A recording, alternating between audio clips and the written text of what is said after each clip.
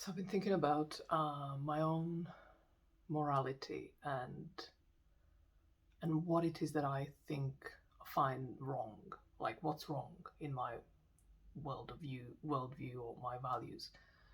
And I haven't given this immense amount of thought, as in like to then present to publicly like here now. But I want to share this much that has come through and kind of been very clear, felt very clear, is that it seems like the only thing I ever consider it's the wrong thing to do is to blame someone else for anything that happens to you. Now, I know, of course, there are exceptions in a way that there are some horrendously horrific things that happen to people because of external circumstances. It happened to them. So this is not about not naming the perpetrators and calling them perpetrators and calling them evil, calling them criminals.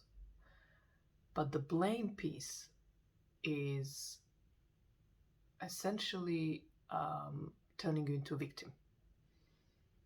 And the cycle of that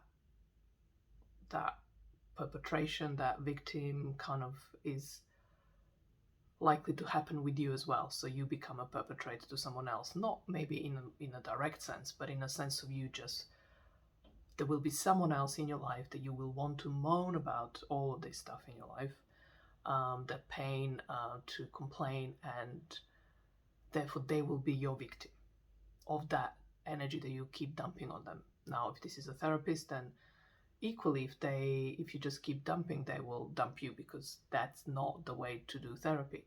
But in friendships or acquaintanceships or any other kind of work colleagues or something, you go for a coffee and then you just moan. The colleague will not. Well, I will. I would definitely, maybe not tell you directly, but I would definitely exit the connection. But most people wouldn't. They would just like kind of go along and then bring it home and then moan to their partners or husbands or wives or whatever, how there's this someone at work that just can't, just so always just moan, and you just don't know how to stop that thing with them. So you see how you just perpetrate or perpetuate, as well as then you become a perpetrator, not in the same, necessarily extent that the one, whoever has been perpetrated to you, but you continue the cycle of victim and the perpetrator, and then you become the perpetrator in that, however subtle ways, but subtle in the sense that I'm just, I just need the shoulder to cry.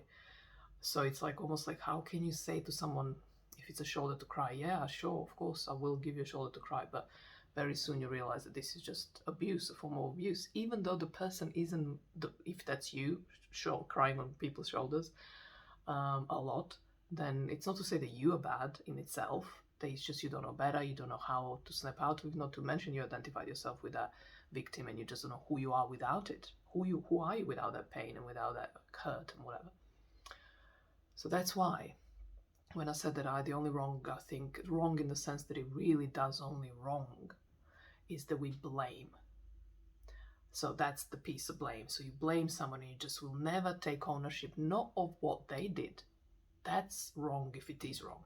And I'm talking, when I speak of this, I'm kind of glossing over and not using the specific example. So if I'm talking abuse, physical, sexual, emotional, well, even emotional, like when you were small, like a child, so you were literally helpless and you depended on those parents or caregivers or whatever, and they abused you in one way or another, that's horrific. I mean, that's something you want to name.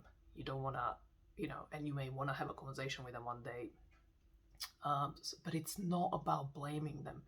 So you have to come to a place once you're grown up to say, okay, this has happened to me, but I don't want to carry it. I want to get it out of my system and healthily, right? And then there's the therapeutic process of one or the other kind, whatever rocks your boat. So, so you see, the blame is kind of like, it's okay to name the person and judge them, even to say that was wrong. But again, you don't judge them, you judge the act, because you don't know what happened to them, and all that doesn't make the act any less valuable for calling out. But the person might be also troubled themselves. which is most likely the case. So anyway, and the second piece, which is the one really I want to talk about, but I kind of had to have this overture just to kind of feel good myself that I haven't skipped through that piece and I have acknowledged it, because I do genuinely think there are pieces in life and life circumstances that are not as easy to apply this thing I'm talking about, blameless living, right? But the other piece, when it's like far more subtle, or far less insidious, right? Let's say, and you just, someone slighted you, or just looked you the wrong way, or didn't return the call, or actually, kind of, you're clear that they don't want to be your friend, and then really kind of see them as, judge them, just think of them and speak of them to others in not so good terms, in bad terms, in like judgmental terms, and just call them, well, names or whatever, just like, that is really wrong. That is so wrong.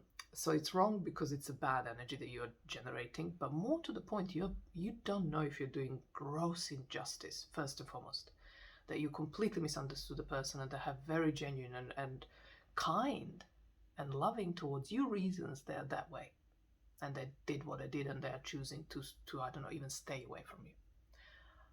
So you don't know that. You just don't know that unless you ask them, and even then, would they tell you? And if they told you, did you understand fully? If you go back to one of my earlier videos where I think language, well, I and a few, or rather, I agree with some major minds in the world, that language is like slippery and really unreliable for us to use it as a tool to understand each other, right?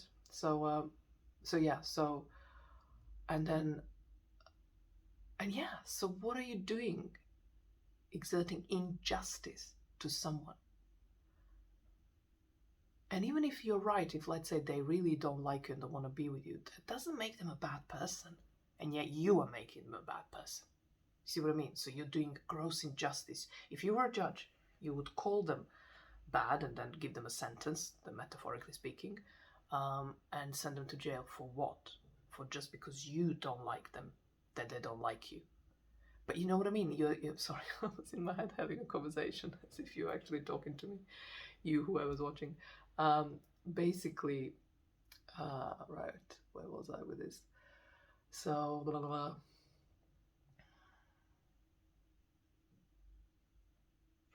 You're doing something about it. You're doing something against them. You're doing something to them to harm them actively. In this metaphor, this sort of scenario of like you're literally a judge, and they come to you and so because even if you're obviously not in that situation, you're not literally at court and judging someone, you are essentially doing that in your day-to-day living. If people slight you and then you go about telling bad things about them, it's the same thing. You're kind of sending them to your personal jail, if you like, or punishment, whatever your punishment chambers are, right? That's just, I mean, do you get this? You get that this is wrong. This is so wrong. So there's really just one thing wrong in the world when we lash out at others or to others and blame them. That's really wrong. Please don't do it.